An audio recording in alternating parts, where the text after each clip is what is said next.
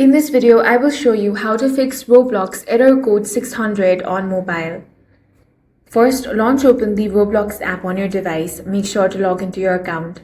Error Code 600 usually appears with a message saying that you were banned from a specific experience by game's creator. This is a game-specific ban, not a Roblox account ban. That means you can still play other Roblox games, but you won't be able to join the game where you were banned unless the developer removes the restriction.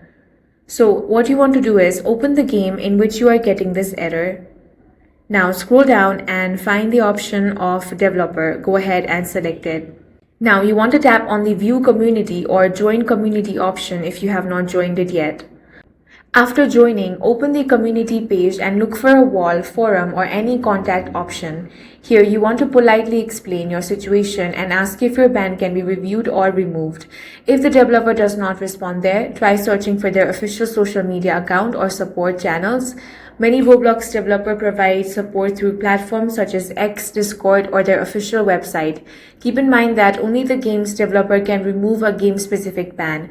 Roblox support cannot usually overturn bans that were placed by individual game creator. That's all for this video. If you found it useful, make sure to hit the like button and subscribe for more videos like this.